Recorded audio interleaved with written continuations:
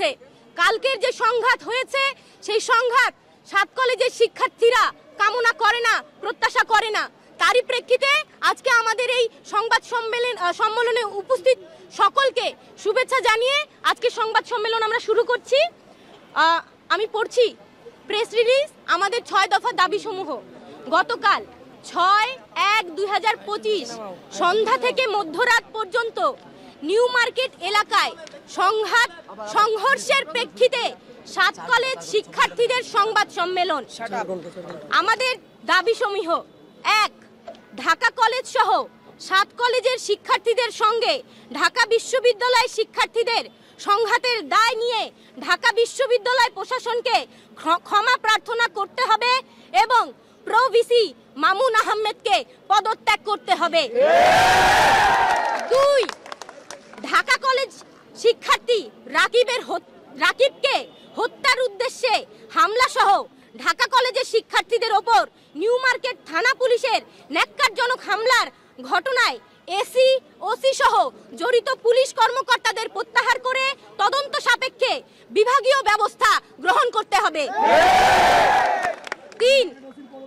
ঢাকা বিশ্ববিদ্যালয় যে সকল শিক্ষার্থী কর্তৃক ইডেন কলেজ ও বদরুন্নেসা কলেজ সহ 7 কলেজের নারী শিক্ষার্থীদের সম্পর্কে কুরুচিপূর্ণ মন্তব্য ও অশালীন অঙ্গভঙ্গির সঙ্গে জড়িতদের বিচারের আওতায় আনতে হবে। 4. ঢাকা বিশ্ববিদ্যালয়ের সাথে 7 কলেজের একাডেমিক এবং প্রশাসনিক সম্পর্কের চূড়ান্ত অবসান ঘটিয়ে 24 ঘন্টার মধ্যে বাতিল করে শিক্ষার্থীদের দাবি অনুযায়ী স্বতন্ত্র বিশ্ববিদ্যালয়ের রূপরেখা প্রণয়ন করতে হবে। 5. উদ্বুদ্ধ পরিস্থিতি সমাধানের জন্য প্রধান উপদেষ্টা, শিক্ষার্থী উপদেষ্টা নাহিদ ইসলাম, ইউজিসির সদস্য এবং ঢাবির ভিসির সমন্বয়ে 7 কলেজের শিক্ষার্থীদের প্রতিনিধি টিমের সাথে তাৎক্ষণিক উচ্চ পর্যায়ের মিটিংয়ের মাধ্যমে এই ঘটনার সমাধান করতে হবে। 6. ঢাকা বিশ্ববিদ্যালয়ের সংশ্লিষ্ট এরিয়াতে সিটি কর্পোরেশনের জনসাধারণের জন্য উন্মুক্ত করে দিতে হবে।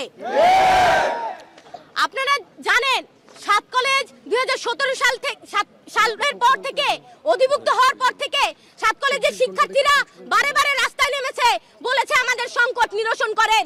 আমরা বারবার বলেছি এই যে শিক্ষার্থীকে বারে মুখোমুখি দাঁড় না করিয়ে এই সংঘাত না তৈরি করে এই বিষয়টির একটা সৃজনশীল সমাধান আপনারা দেন, কিন্তু এই সৃজনশীল সমাধান যতদিন পর্যন্ত দেওয়া না হবে এই সংঘর্ষ কিন্তু চলতেই থাকবে। এই কথা কিন্তু আমরা স্পষ্টভাবে বলে দিতে চাই। তাই আমরা বলছি অতি সত্বর 7 কলেজের এই যে সংকট, সেই সংকটের সমাধান করতে হবে।